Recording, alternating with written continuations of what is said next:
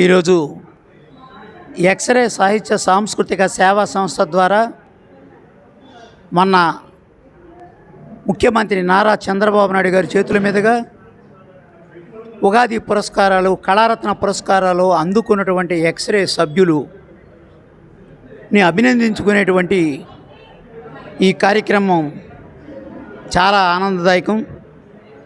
రాష్ట్ర ప్రభుత్వం మరి ఇటువంటి కళాకారుల్ని, కవుల్ని, శిల్పుల్ని, రచయితల్ని, కథకుల్ని గుర్తించి 160 మందిని రాష్ట్ర ప్రభుత్వం ఒక వేదిక మీద ఉగాది రోజున సత్కరించడం మరి చాలా ఆనందదాయకం. మాకు 600-700 మంది మెంబర్స్ ఉన్న దాంట్లో ఒక 9 మంది కళారత్న ఉగాది పురస్కారాలు రావటం సంతోషంగా భావించి, మరి 4 దశాబ్దాలుగా కృషి చేస్తున్నటువంటి ఎక్స్రే సంస్థ వారిని సత్కరించుకోవాలి అనేటువంటి భావనతో ఈరోజు ఈ కార్యక్రమం ఏర్పాటు చేసుకోవడం జరిగింది. దీనికి మరి మా ప్రధాన కార్యదర్శి ఆంజనేయరాజు గారు కానీ, కోశాధికారి సుబ్బయ్య గారు కానీ, రవికిరణ్ గారు కానీ, ఇంకా అనేక మంది మా సభ్యులు సహకరించి ఈ యొక్క విజయానికి మరి తోడ్పడ్డారు. ఈరోజు ఈ పురస్కారాలు అందుకున్నటువంటి వ్యక్తులు భవిష్యత్తులో అనేకమైనటువంటి ప్రభుత్వ వ్యతిరేక పురస్కారాలు, తర్వాత మరి ఇంకా రకరకాల పద్మశ్రీలు, ఇంకా పద్మ పురస్కారాలు అందుకుని భవిష్యత్తులో ఎక్స్రే వేదిక మీద నేను సత్కరించబడ్డాను అనేటువంటి వాళ్ళ భావన, వాళ్ళ గౌరవం, అది మా సంస్థకి చాలా గౌరవంగా భావిస్తూ, మరి ఇంతమంది ఇన్ని రకాలుగా సహకరించినటువంటి మా సభ్యులందరికీ కూడా పేరు పేరున కృతజ్ఞతలు తెలియజేస్తూ, అవార్డులు అందుకోవడానికి మేము ఆహ్వానంలో ప్రింట్ చేసినటువంటి ప్రతి వ్యక్తి కూడా మరి రావటం చాలా గొప్ప విషయం. వాళ్ళు ఆయా రంగాల్లో నిష్ణాతులైనటువంటి వ్యక్తులు. అటువంటి వ్యక్తులు మా యొక్క ఆహ్వానాన్ని మన్నించి వాళ్ళు వచ్చినందుకు వాళ్ళకి అభినందనలు తెలియజేస్తున్నాను. Thank you. నా పేరు కొల్లూరి, ఎక్స్రే సంస్థ యొక్క అధ్యక్షుడిని. చూసే దృష్టిని బట్టి, మన ఆలోచించే విధానాన్ని బట్టి ఆ సమస్య మనకు అర్థమవుతుందని తెలియపరుస్తూ రెంటాల్ గారు రాసిన ఈ పాట. దృష్టిని బట్టి కనిపిస్తుంది సృష్టిని విన్నాను, దృష్టిని బట్టి కనిపిస్తుంది సృష్టిని విన్నాను, నువ్వని వేదం అన్నావు, నువ్వని వేదం అన్నావు, నేనది వాదం అన్నాను. దృష్టిని బట్టి కనిపిస్తుంది సృష్టిని విన్నాను, నువ్వని వేదం అన్నావు, నేనది వాదం అన్నాను. ఈ మానవ రూపం కోసం జరిగిన పరిణామాలెన్నో,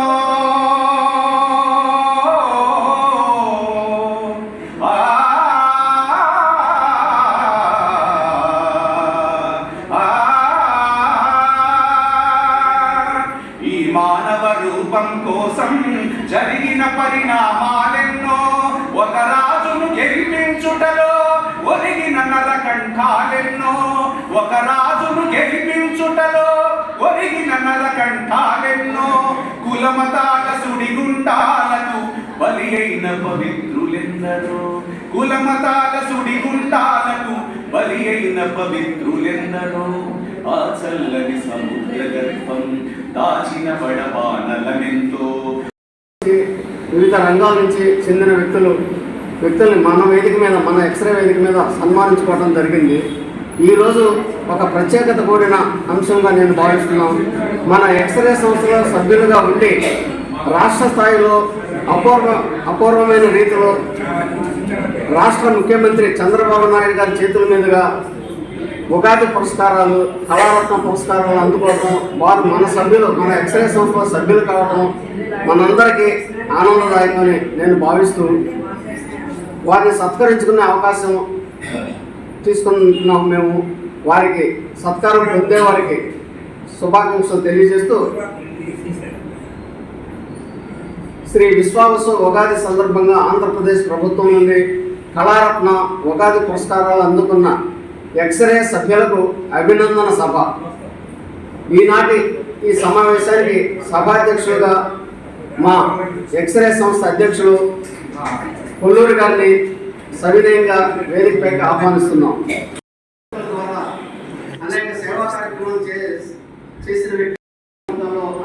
అంతర్జాతీయంగా విదేశాల్లో పరిసరి అజయ్ కుమార్ గారు పురస్కారాలు మన ఆంధ్రప్రదేశ్ ప్రభుత్వం ద్వారా అందుకున్న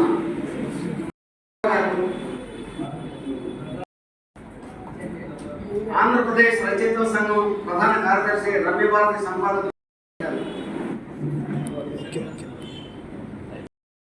భవన్లో అనేక మంది మహిళ అయినప్పటికీ సాహిత్య రంగంలో చక్కని ప్రతిభ చూపిస్తూ అటు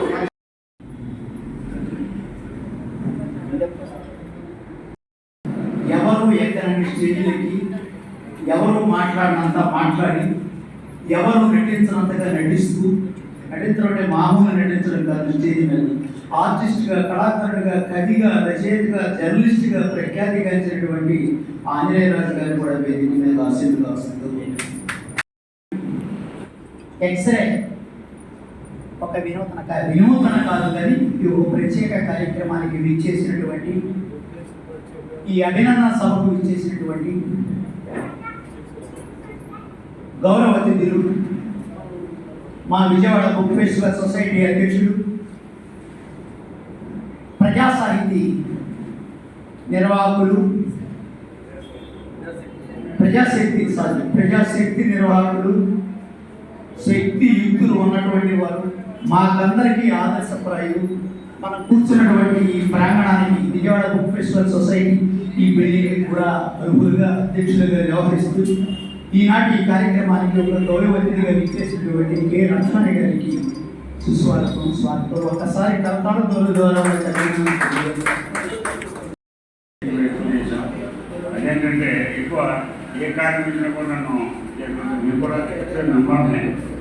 అలాగే ఏ కార్యక్రమం చేసినా కూడా అందరి ఉద్యోగం ఉంటాడు. ముఖ్యంగా ఏంటంటే ఈనాటి ఈ కార్యక్రమానికి నన్ను సార్ రావాలి తప్పకుండా అంటే తప్పకుండా చేస్తాను సార్ చేసి. ఇంకోటి ఏంటంటే ఈనాటి కళాకారులాగా ఎందుకంటే ఉగాది పురస్కారం అందుకున్న ఎక్స్రే సభ్యులందరూ కూడా పేరు అభినందనలు. వాళ్ళకి ఇంకా చక్కటి ఏర్పాటు చేశారు.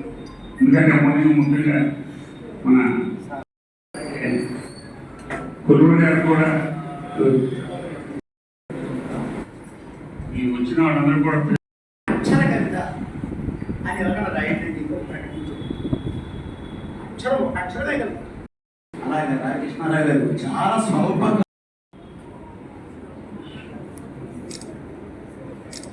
Thank you sir. పురస్కార గ్రహీతలకు ఇంకా ధన్యవాదాలు. నిన్న నాకు ఒక సాహిత్య విమర్శకుడు ఫోన్ చేశారండి. ఆయన ఏమన్నాడంటే విజయవాడ బుక్ ఫెస్టివల్ సొసైటీ సాహిత్య సభలకి అభినందన సభలకి కేంద్రంగా అయింది విజయవాడలో, చాలా సంతోషం అని అన్నాడు. ఈ కార్యక్రమం ఇన్విటేషన్ చూసింది. ఇది మూడో సభ యాక్చువల్గా అభినందన సభలో. మొదట అన్నవరం బ్రహ్మయ్య గారు పెట్టుకున్నారు. తర్వాత బుక్ ఫెస్టివల్ సొసైటీ మెంబర్స్గా ఉన్నటువంటి వారికి వచ్చినటువంటి అవార్డులు వాళ్ళకి అభినందన సభ ఏర్పాటు చేసి అందుకు ప్రకాష్ గారు కూలి గారు మిగతా కూడా ఉంటారు. తర్వాత ఈ సభ జరుగుతున్నారు. ఆయన పేరు ముడిపే కావచ్చు, బాధ వల్ల ఆయన హాస్పిటల్లో అడగడం జరిగింది.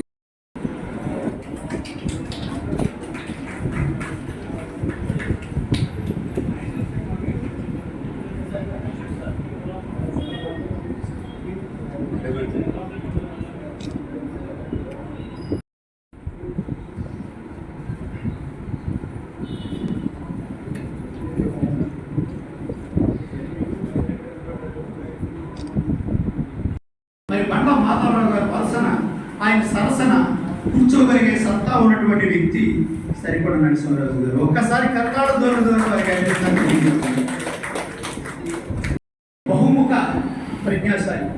ఒక పక్క కవిత్వం రాస్తారు, ఒక పక్క జ్యోతులు రాస్తారు.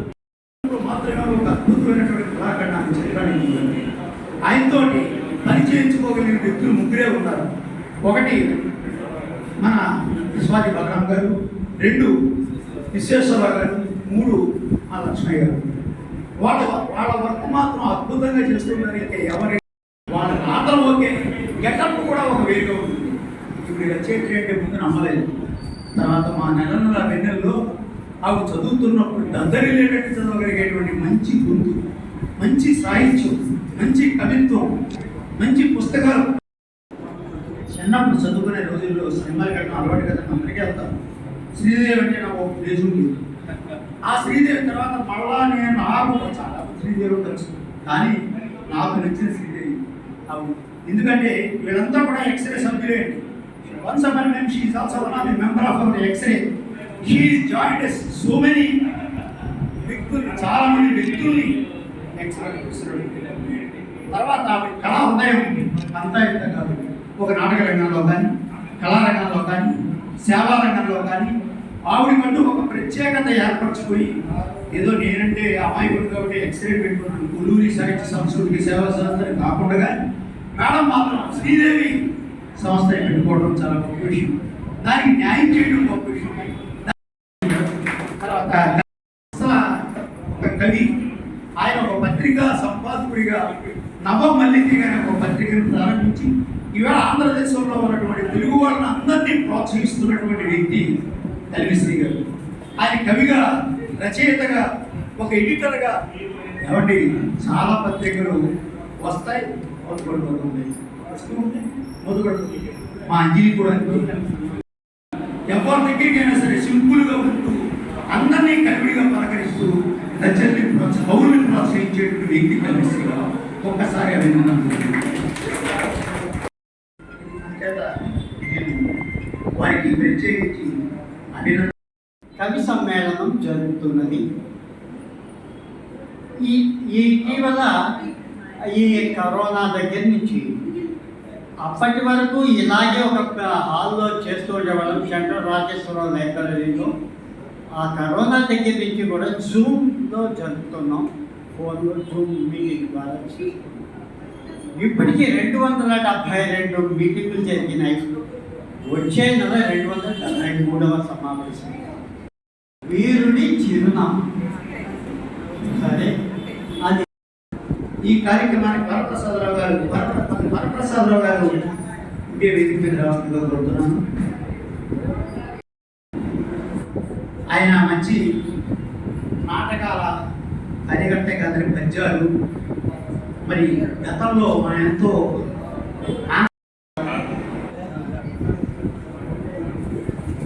కళాకారుడు మీ హృదయాల్లో చిరస్థానాన్ని పొందడానికి ప్రయత్నం చేస్తాడు. మీ అందరితో పాటు నేను కూడా 30 సంవత్సరాల కిందట చిన్న చిన్న కవిత్వాలు వదిలివేశాను. ఎందుకంటే ఎంఏ తెలుగు చదివిన వాడిని కాబట్టి తెలుగు భాషకి ఉన్నటువంటి స్థానం మీకు తెలియదేం కాదు. తర్వాత నేను అలా గానం వైపు వెళ్ళాను. ప్రధానాట్య మండలి ప్రాణంగా, ఉద్యమ కవులు ఆరాధ్యంగా, ఉద్యమ కవులే కాదు సినీ కవులు కూడా అనుసరించాను. మీకు తెలియదేం కాదు. ఆ సినీ కవుల అనుసరణలోనే కొల్లూరు పేరు నాకు హైదరాబాద్లో వినిపించింది. విజయవాడ నుంచి హైదరాబాద్ వెళ్తే హైదరాబాద్లో కొల్లూరు. పద్మశ్రీ సిరివెన్నెల సీతారామ శాస్త్రి గారు కొల్లూరు తెలుసా నీకు అన్నారు. నాకు తెలియదండి అన్న. తెలుసుకో అన్న. ఇంకా రాజుగారిలో ఎవరిని అడిగాను కొల్లూరు అంటే ఎవరిని, ఎక్స్రే కొల్లూరు గారు. వెంటనే ఇంటికి వెళ్ళి పలకరిస్తే కొల్లూరు గురించి చాలా చాలా విశేషాలు చెప్పారు. సిరివెన్నెల సీతారామ శాస్త్రి గారు చెప్పారు. ఇద్దరం సమకాలీకులు, చక్కగా కవిత్వాల మీద చాలాసార్లు మేము సమాలోచనలో రాత్రులు పగళ్ళు మాకు అసలు పెద్ద తేడా లేదని చెప్పారు. తర్వాత అంజలి పత్రిక పరిచయంలో నా కవితలు కూడా అందులో ఉన్నాయి. అందులో సభ్యునిగా చేరాను. కొల్లూరు గారి పరిచయం అయితే ఆయన కవి అయినా, గాయకుడైనా, నాయకుడైనా ఎవరైనా కానీ ఎక్స్రేకి రావాల్సిందే. ఆయన ఎక్స్రే అలా ఉంటుంది. పాట అన్నారు కాబట్టి పాట పాడేస్తాను. చంద్రనాయక్ అద్భుతమైనటువంటి పాటలు పాడారు. తమ్ముడికి ఆశీస్సు. ఇచ్చేసినటువంటి లబ్ధ ప్రతిష్ఠ అయినటువంటి మహోన్నత పండితులకు, కవులకు, అధ్యాపకులకు అందరికీ ధన్యవాదాలు తెలియజేస్తూ, పాట మీద బ్రతుకుతున్నాను, పాట మీదే నేను పర్యటనలన్నీ చేశాను. గల్లీ నుండి ఢిల్లీకి, ఢిల్లీ నుండి గగనానికి. గగనంటూ విమానంలో వెళ్ళి పాటలు పాడి వచ్చాను, అంత తప్పితే. ఇంకా గగనానికి వెళ్ళే సమయం వస్తుంది. దివిజ కవివరులు గుండెలు దిగ్గురనగా అరుగుచున్నాడు శ్రీనాథుడు అమరపురికి అని చెప్పి కవులు అంటుంటారు. నిన్ను విడిచి ఉండలేనమ్మా ఓ పాటమ్మా, ఎన్నడూ మర్చిపోనమ్మో నా పాటమ్మా.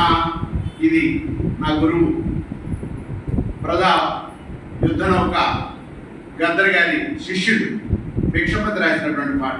ఎందుకంటే చెప్పాలి, పాట ఎవరు రాశారని చెప్పాలి, చెప్పకపోతే పాట బాధపడుతుంది. నిన్ను విడిచి ఉండలేనమ్మా ఓ పాటమ్మా, ఎన్నడూ మర్చిపోనమ్మో నా పాటమ్మా. ప్రతి మదిలోన మెదులుతూ ఉంటావో పాటమ్మా, నా ఎదలోన పదిలంగా ఉన్నవో పాటమ్మా. నిన్ను విడిచి ఉండలేనమ్మా ఓ పాటమ్మా, ఎన్నడూ మర్చిపోనమ్మో నా పాటమ్మా. నిన్ను విడిచి ఉండలేనమ్మా ఓ పాటమ్మా, ఎన్నడూ మర్చిపోనమ్మో నా పాటమ్మా. అమ్మ మీరు మా సభ్యులన్నీ మీరు తప్పకుండా వచ్చి నేను ఇచ్చేటటువంటి ఇచ్చిన సత్కారాన్ని తీసుకోవాలి అని చెప్పినప్పుడు వెంటనే నా మనసులో తిరిగినటువంటి రీల్ ఏంటి అని చెప్పానంటే కొలువు గారి నా తొలి పరిచయం. ఆ తర్వాత ఎక్స్రే దశాబ్ది ఉత్సవాలు 93-94 ప్రాంతాల్లో అనుకుంటా బహుశా ఇక్కడ తుమ్మలపల్లి కళాక్షేత్రంలో జరిగినటువంటి ఎక్స్రే దశాబ్ది ఉత్సవాలతో నేను కవిత్వం రాస్తున్నటువంటి, కవిత్వం రాయడం ప్రారంభించినటువంటి తొలి మాట అన్నమాట. ఆ కాలంలో నేను అక్కడికి వెళ్ళి చాలా అంటే అక్కడ పిలవడం, ఆ వేదిక మీద కవిత చదవడం, ఆ కవితకి ఏదో ఒక చిన్న బహుమతి లాంటిది ఏదో ఇచ్చారు. కానీ వీటన్నిటికంటే కూడా చాలా చాలా సంతోషం కలిగించినటువంటి, ఇంకది ఒక మర్చిపోలేనటువంటి ఒక జ్ఞాపకంగా మిగిలిపోయినటువంటి అంశం ఏమిటి అని చెప్పారంటే ఈ ఎక్స్రే అందించినటువంటి దశాబ్ది ఉత్సవాల్లో నాకు ఇచ్చినటువంటి చిన్న పురస్కారం అన్నమాట.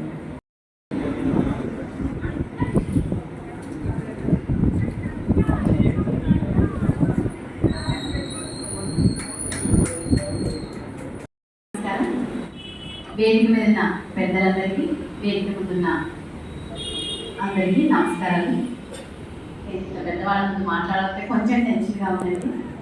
నేను గత 15 సంవత్సరాలుగా ఎక్స్రే సభ్యురాలుగా ఉంటున్నాను. అలా కొల్లూరు గారి పరిచయం. ఈరోజు ఈ ఎక్స్రే సంస్థలో ఇంతమందికి ఉగాది పురస్కారాలు రావడం అన్నది నిజంగా చాలా చాలా ఎక్కడ ఇలాంటి రాష్ట్రంలో కానీ ఎక్కడ జరగనటువంటి విషయం. ఇంతమంది ఎక్స్రే సంస్థల మెంబర్లు అవ్వడం, వాళ్ళు రాష్ట్ర ముఖ్యమంత్రి గారి చేతుల మీదుగా అవార్డు అందుకోవడం అన్నది చాలా గొప్ప విషయం. ఈ విషయంలో కొల్లూరు గారిని అభినందించాలి. ఎందుకంటే ఇంతమంది సభ్యులకి రావడం అన్నది, ఆయన అధ్యక్షతన ఈ ఎక్స్రే సంస్థ స్థాపించి ఇంతమంది కవులని, రచయితల్ని, ఇంతమంది సభ్యులుగా ఉన్న వాళ్ళందరూ ఎంతో గొప్ప వాళ్ళు మన ఎక్స్రే సంస్థలో ఉన్నారు. వాళ్ళందరికీ ఉగాది పురస్కారాలు వచ్చాయి. అయితే నేను ఒక 5 సంవత్సరాల క్రితం శ్రీదేవి సాంస్కృతిక సంస్థను స్థాపించాను. అయితే అందరిలాగా పాటలు, డాన్సులు కాకుండా, అలాగే నాకు రచనల గురించి తెలియదు, కవితల గురించి తెలియదు. కాబట్టి నాకు తెలిసింది కళాసేవ, అలాగే మహిళలను ఆకర్షించే విధంగా ప్రతి నెల ఒక కార్యక్రమాన్ని నిర్వహిస్తూ వస్తున్నాను. అందులో ముఖ్యంగా చేనేత చేయుందని మొన్న ఈ మధ్య తుమ్మలపల్లి కళాక్షేత్రంలో చేశారండి. అది చేనేత కార్మికులకు సంఘీభావంగా ఒక 300 మంది మహిళలతోటి ర్యాంప్ వాక్ నడిపించాను. అలాగే వేసవికాలం వస్తుంది కదా, ఆవకాయ సీజన్ వస్తుంది కదా. పోయిన సంవత్సరం నేను ఆహా ఆవకాయని అందరితోటి ఆవకాయ కలిపించి వాళ్ళని తీసుకెళ్ళమని చెప్పాను. అలా మహిళలకి సంబంధించిన ప్రతి వాళ్ళు వేసవనగానే మనకి మల్లెపూలు గుర్తొస్తాయి కదండి, మల్లెపూలతో జడలు పుట్టు పోటీలు కూడా నిర్వహించాను. దానితో పాటు సేవా కార్యక్రమాల్లో భాగంగా మన చిత్తూరు నుంచి వచ్చిన పేద కళాకారులు మాకు సేవా చీరలు కావాలమ్మా, మీరు ఇన్ని కార్యక్రమాలు చేస్తున్నారు కదంటే సుమారు 50 మందికి నేను ఫ్యాన్సీ షర్ట్లు బిట్టును అలాగే చీరలు, సేవా చీరలు వాళ్ళు భజన చేస్తారంట. చాలా పేద రైతులు వాళ్ళకి నేను మన రీసెంట్గా ఒక 1 వీక్ క్రితం నేను వాళ్ళకి అందజేశాను. ఇదంతా నాయనకోటి నడిపిస్తున్నది మా వారు. ఎప్పుడు ఉగాది పురస్కారం ఇచ్చిన తుమ్మలపల్లి కళాక్షేత్ర దానాలు ఎక్స్రేలో ఏం మహత్యం ఉందో ఏమో తెలియదు, కానీ మా వారు ఈరోజు వచ్చారండి. నిజంగా నాకు గర్వకారణంగా ఉంది. సహకరిస్తూ నన్ను వెన్నంటి ప్రోత్సహిస్తూ వస్తున్నారు. ఇవాళ చాలా సంతోషంగా ఉంది. ఎందుకంటే ఒక ప్రభుత్వం కవులంటే, కళాకారులంటే అణచివేయాలని చూసేటువంటి ప్రభుత్వాలు, అక్షరాలని సంఖ్యలు వేయాలని చూసేటువంటి ప్రభుత్వాలు, బంధించాలని చూసేటువంటి ప్రభుత్వాలు. కానీ ఇవాళ ప్రభుత్వం, మన సంకీర్ణ ప్రభుత్వం కవుల్ని, కళాకారుల్ని గుర్తించి వాళ్ళని సముచితంగా తన చేతుల మీదుగా సత్కరించినటువంటి మన గౌరవ ముఖ్యమంత్రి గారికి మనం ఒక్కసారి కరతాళ ధ్వనులతో హృదయపూర్వకంగా వారికి ధన్యవాదాలు తెలియజేయాల్సినటువంటి సందర్భం. ఇక్కడ మనకు పార్టీలతో పని లేదు. ఇక్కడ వాళ్ళు చేస్తున్నటువంటి ఒక గొప్ప కార్యక్రమాలకి ఉత్తేజం పొందినటువంటి ఒక కవి హృదయం మాట్లాడుతుంది. ఎందుకంటే ఇవాళ ముఖ్యంగా మనం కొల్లూరు గారు ఇవాళ ఎందుకు పెట్టారో వారికి తెలియకపోవచ్చు, కానీ ఇవాళ ముఖ్యమైనటువంటిది రోజు ఇవాళ ప్రపంచ ధరిత్రి దినోత్సవం కూడా. అంటే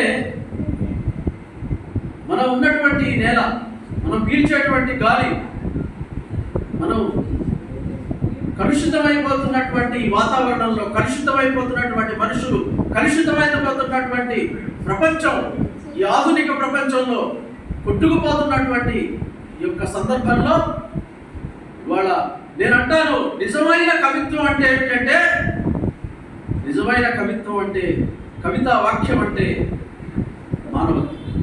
నిజమైన కవితా వాక్యం అంటే ఒక సేవాతత్వం. నిజమైన కవితా వాక్యం అంటే ఒక నడిచే కవిత్వం కావడం. ఆ నడిచే కవిత్వమే కొల్లూరు గారు. ఒకసారి చెప్పండి. ఇవాళ నీ వల్ల నీ పొరుగువాడుని ప్రేమించు అని బైబిల్, భగవద్గీత, ఖురాన్ ఏది చెప్పినా మంచి విషయాలే చెప్తున్నాయి. కానీ మనం ఎందుకు పుట్టామో, మన గమనం ఏమిటి, మన గమ్యం ఏమిటి, మనం ఎటు వెళ్తున్నాం అనేటువంటి ఒక దృక్పథం లేనటువంటి సమాజంలో మనం అంతా ఇవాళ మనుగడ సాగిస్తున్నాం. మా ఫాదర్ కానించి కొల్లూరు గారి పరిచయం. అంటే ఆయన చాలాసార్లు నేను అందుబాటులో పని చేయలేకపోయాను, కానీ అత్యవసరంగా మీరు మాత్రమే చేయాలని వరకు మాత్రం నేను చేసి పెట్టాను చాలాసార్లు. ఆయన రైట్స్ వాకర్ క్లబ్ కానీ, మ్యాగజైన్ టైటిల్స్ కానీ అది ఎప్పుడు నేనే చేసి ఇచ్చాను. అలాగే ఈ 30 ఏళ్ళకి కొన్ని వేల పుస్తకాలు, ముఖ చిత్రాలు కానీ ఇవన్నీ చేయడం ఒక అదృష్టంగా భావిస్తున్నాను. దీనికి గుర్తింపు వచ్చింది.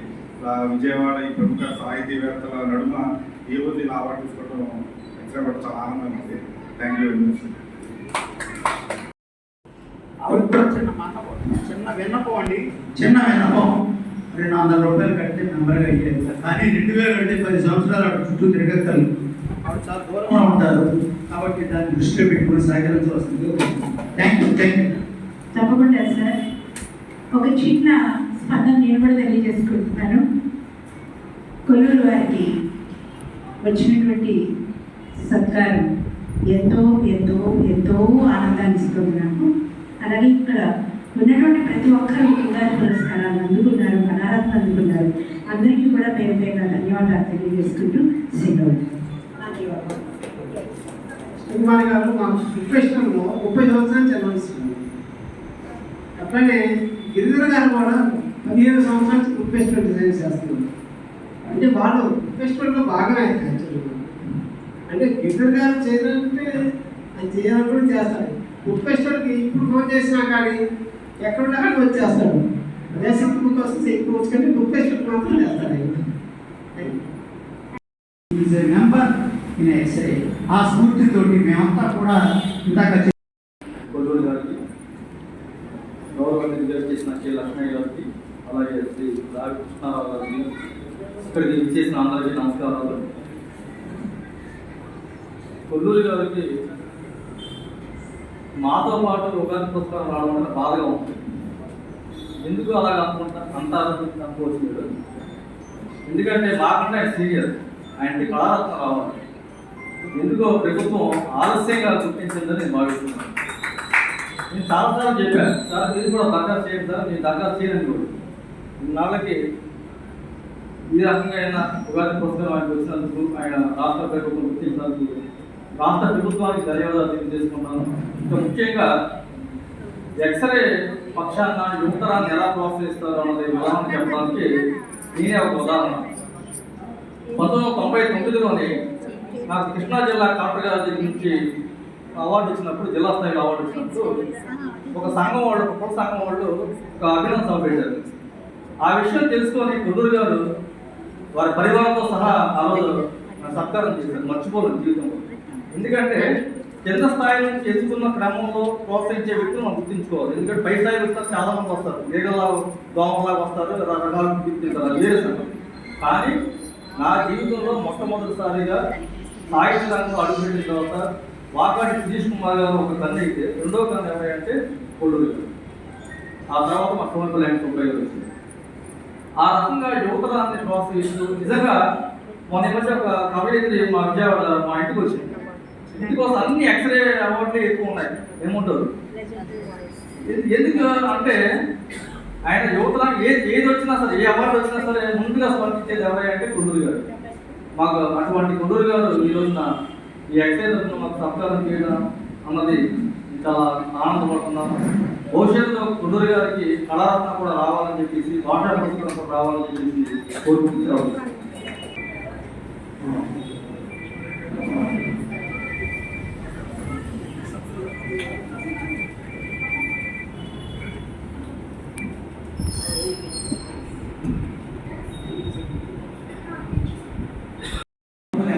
విజయవాడ వచ్చినప్పుడు అందరూ ఎక్స్రే కొల్లూరు అంటున్నారు. అది మనసులో పడిపోయింది. అప్పటికి ఏదైనా సరే ఒక పార్టీ నుంచి 4 పేరుతో పిలిపించుకోవాలి అనే ఒక బలమైన కోరిక ఉంది. అది ఇప్పుడే తెలిసినట్టుగా ఉంది. మలతీ కలిసి దాకా వచ్చింది, సాధించుకుంటున్నాను ఇప్పుడే. సరే, మలతీ కోసం చాలా పరిచయాలు వస్తాయి, కవుల పరిచయాలు. ఎవరి పరిచయం ఉన్న ఎక్స్రే పేరు 2 దేమో చూస్తాం, 100 వస్తాయి పరిచయాలు. అందులో ఎక్స్రే పేరు లేకుండా ఒక పరిచయం రాలేదు ఎవరికి. అంటే 2 తెలుగు రాష్ట్రాల్లో ఎక్స్రే ఎంతగా నాటుకుపోయిందో ఆ విషయం నాకు తెలియజేస్తుంది. అందుకు ఎక్స్రే గారిని, కొల్లూరు గారిని అభినందిస్తూ 87లో మొదలైన పత్రికా రంగం చేయడం ఇప్పటిదాకా కొనసాగుతుంది. ఆంధ్రపత్రికలో వెలువడే భారతీయ పత్రిక చివరి 2 సంచికలు చేసిన అనుభవం నాకు ఇప్పటికీ ఉంది. ఆ అనుభవంతోనే నేను మనతి నడుపుతున్నాను. ఆ తర్వాత ఆంధ్రజ్యోతి, ఇలా పత్రికలు తీసుకుంటూ ఈరోజు నవమలతి పత్రికని 18 సంవత్సరాలు నడుపుతున్నాను. ఈ పత్రికలో నాకు ఈ గత 5 సంవత్సరాలుగా బాగా సాగిస్తుంది వేగుని బలరాం గారు. 5 రాష్ట్రాల్లో ఉన్న వాళ్ళ ఏజెంట్ అందరికి ఫోన్ చేసి మల్లతీగ పత్రిక ఉంది, దీన్ని కూడా మీరు సాయంతో పాటు అమ్మండి చెప్పేసి ఆయన స్వయంగా ఫోన్ చేసి అందరికీ పత్రికలు పంపించి పత్రికని ఈ విధంగా తీసుకొచ్చి డెవలప్ చేస్తున్నారు బలరాం గారు. మాట్లాడగలను. ఈ మధ్య ఆవిడ కవితలన్నీ కూడా పుస్తకం కూడా తీసుకురావడం జరిగింది. చాలా పుస్తకాలు కూడా ప్రత్యేక, నిజంగా వచన వెంటనే రాసేవాడికి పద్యాలు రాయలేరు, కానీ పద్య కవయిత్రిగా, వచన కవయిత్రిగా, వ్యాసకర్తగా, వ్యాఖ్యాతగా అన్ని విధాల ఆవిడ పరిపూర్ణమైనటువంటి మహిళ. సంతోష సమయంలో ముందుగా కీర్తిశేషులైన నా తల్లిదండ్రులకు నమస్కరించుకుంటూ, నేను సాహిత్య రంగంలో స్పృశించని ప్రక్రియ లేదు. నేను పద్యకవిగా మారడానికి నాకు ప్రేరణ మా నాన్నగారు పద్యకవి. ఆయన ఆల్ ఇండియా రేడియో విజయవాడ కేంద్రానికి సమస్యాపూర్ణలు రాసి పంపిస్తూ ఉండేవాళ్ళు. ఏం చేసేవాళ్ళు అంటే 2 పద్యాలు రాసి, ఒకటి మా అక్క పేరు మీద, ఒకటి ఆయన పేరు మీద పంపుకునేవాళ్ళు. నాకు కోపం కడుపులో, నా పేరుతో కూడా ఒక వారం పంపొచ్చు కదా, వాళ్ళ పేరుతో పాటు నా పేరు కూడా రేడియోలో ప్రసారం అవుతుంది కదా అని. కానీ నేను మా నాన్నగారిని అడగలేదు, నేనే రాయాలి స్వయంగా అని. ఏం చేశానంటే, నేను అప్పటికి నాకు 18 సంవత్సరాలు, నేను ఒక కాగితం మీద కందపద్య లక్షణాలన్నీ రాసుకొని వారం రోజులు పట్టింది నాకు ఆ పద్యం పూర్తి చేయడానికి. ఫస్ట్ నేను రాసిన పద్యమే కంద పద్యం. ఆ సమస్య ఏంటంటే, కుందేటిని కొమ్మ కోరకొప్పున దురిమి. అది మా నాన్నగారు రాశాడు, ఇద్దరి పేరు మీద పంపించేశారు, ఇద్దరి పేరు మీద ప్రసారం అయిపోయింది. సుందర వనిలో దుమికెడు కుందేటిని ఏగ తాగి కొప్పున దురముడు, అంతము లొలికెడు కనకపు కుందేటిని కొమ్మ కోరకొప్పున దురిమెను అని పూర్తి చేసి మా నాన్నగారికి చూపించాను. శభాషమ్మ, చాలా బాగా రాసావు, ఎత్తుకోవడమే కందపద్యం ఎత్తుకున్నావు, నువ్వు కొనసాగించు, ఇలాగే కొనసాగించమ్మా, నువ్వు మంచి పద్య కథ అవుతావు అని మా నాన్నగారు ఆశీర్వదించారు. పద్యాలు ప్రసారం అవుతూనే ఉంది. ఆశీర్వాదం తీసుకుంటూ నేను ఆ సభల్లో పెరిగిన దాన్ని కొల్లూరు గారికి నా ధన్యవాదాలు. చూడండి, స్వర్ణాపత్రం సార్ కొల్లూరు గారు. Okay sir.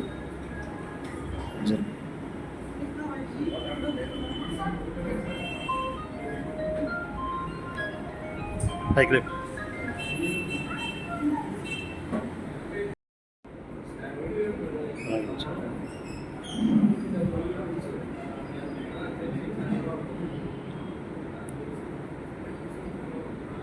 You sir. Thank you sir. Thank you very much. నాకు కూడా థ్యాంక్స్. పాండవులకు సంధి గావించి ఈ రాజలోకమునెల్ల కాపాడుమని యాచించుటకై పాండవ దూతనై యుద్ధము రాయబారిగా వచ్చింది. తమ్ముని కొడుకులు తమ్ముని కొడుకులు సగపాలి మనిరి అట్లా ఇష్టపడవలే ఐదుళ్ళి మనిరి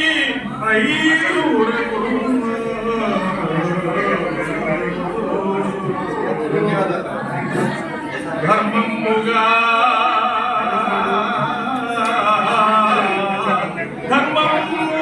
నీకు తోచినట్లు పడుతూ